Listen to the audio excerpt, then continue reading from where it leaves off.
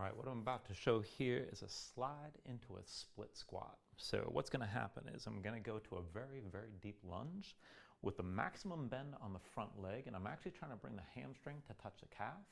And you can do this with the front foot flat or the heel lifted, whatever your mobility allows. This is definitely going to get into your ankle mobility and the compression of the hip joint. We're actually going to bring the thigh upward toward your belly. This will be very low to the floor. Now the back foot's going to slide. You want to bring it back as straight as possible. Try to keep the knee lifted from the floor. And as that leg goes back, if I demonstrate with the front leg here, as that leg goes back, you're going to feel that lengthening all through the hip flexor, and you're very much looking for that. Keep the hips squared forward. So you're not opening to the side with the back leg.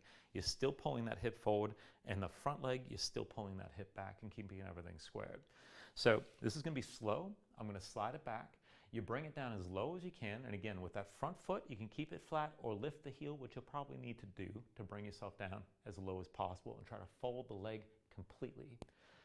And it's just 5 rounds right and left. Now the reason it's only 5 rounds is because you're supposed to do it nice and slow. You're not busting out 50 repetitions of this and just zipping back and forth, okay? The tension is what makes this count. So this is just body weight here to start, and I'll show you a loaded version here with just a little bit of weight, but you want to control the movement before you load it with extra weight, keep in mind. So I'm going to start with my left foot forward and my right foot sliding, and just my hands on my hips. Now you want to keep your chest open, shoulders back, so you don't want to lean forward too far. You don't have to be absolutely upright, but work it as best you can. So as the front knee bends, keep the hips squared. If your hands on your hips, you should be able to feel the squareness of the hips. Let that back leg slide back and fold completely into the front leg. Now you're almost sinking straight down. Try to fold this so that the hamstring comes to the calf. Maybe even lift the heel up off the floor, but bring it down deep. Keep that back leg towards straight with the knee lifted. And then pull back in and come all the way to standing.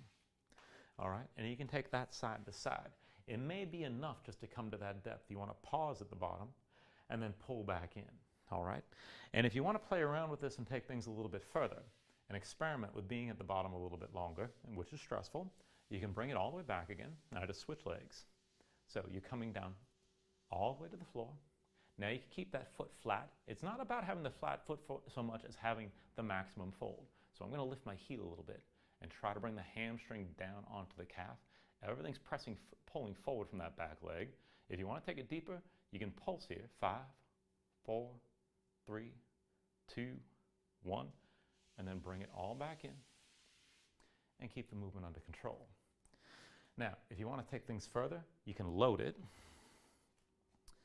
And I would recommend starting with weight on each hand, so using dumbbells, or these are 10-pound ankle weights. And I'm going to do the same thing from here and sink this back. And if you're starting out with weight, go low to start. Make sure you can control the movement, control your balance as you're bringing it back. So again here, put the weight to that front foot and slide the back leg, keep your hips squared, and just take it down low. You want to find that maximum fold in the front leg. And again, you can always lift that heel, and you probably need to. Try to keep that back knee lifted. And then pull back in and bring it all the way to upright. All right, so you're looking for basically maximum mobility front and back. And I hope this helps.